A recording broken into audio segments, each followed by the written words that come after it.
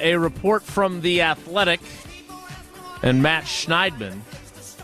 Now, I feel like we've kind of felt that there's been back and forth. Goody actually said at the start of the offseason, way back in like March, that he's in contact weekly with John Thornton, who is Jaire Alexander's agent, trying to figure out what's best for Jaire and what's best for the Packers.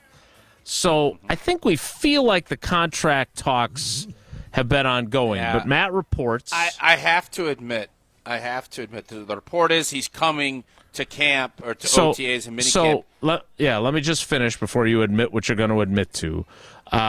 The report is that there is an offer now on the table from the Packers on a restructured contract, and that Jaire, who has not been there for the offseason program thus far, Derek Ansley did mention last week that he stays in touch with him every day, but that Jaire Alexander intends to attend the mandatory minicamp, which starts on June 10th, even if the contract's not done.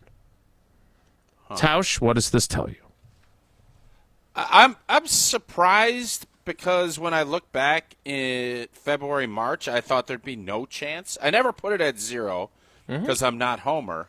But I didn't feel like it. And I think the way everything kind of shook out, the Packers obviously picked up Hobbs in free agency and then didn't really dig too deep in the draft until, Micah Robinson at pick number 237.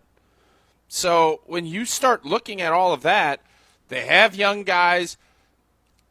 I'll be fascinated to see what this contract looks like. How much of this is incentivized? How much is Jaire getting to walk through that door?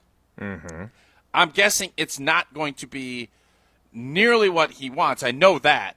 It will be more of how much did the Packers go to kind of put an olive branch out to say, come on back in, Jaire. We still believe that you can play. Because it looked very, very doubtful that this was going to happen. And now it's starting to come to fruition that this is going to happen. Within Matt's story, the Packers could still release Alexander before he shows if negotiations for a restructuring reach a dead end. Okay. So, again, I don't know. To me, the point you just made is the crucial piece here.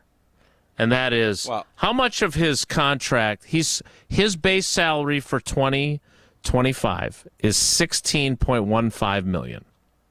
Okay? How much of that needs to be non-incentivized to make this something he's willing to do? Is that not the fair question here? I think it's more how much of this is going to be non-incentivized for the Packers to make it palatable for them to let him come in.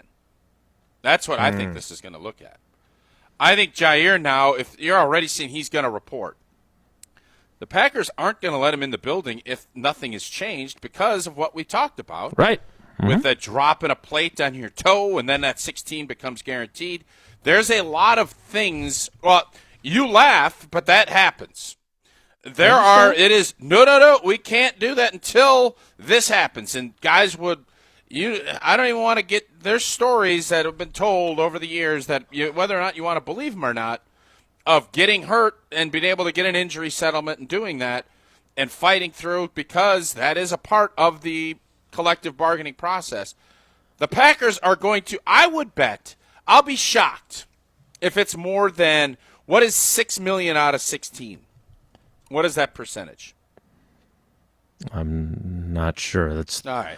Whatever that is, 37.5%. That's where I feel. What is it? 37.5%. That's where I feel like the Packers are going to be. That's about where I think they'll go max as far as what they're going to pay him. He's going to take a 63% pay cut to $6 million. No, because he can incentivize himself. Right, he'll be able to earn it all back. It's still a pay cut. That he's not coming in without a pay cut. I understand. My question, and here's the other question I have, because again, I'm not an agent. I don't play hardball.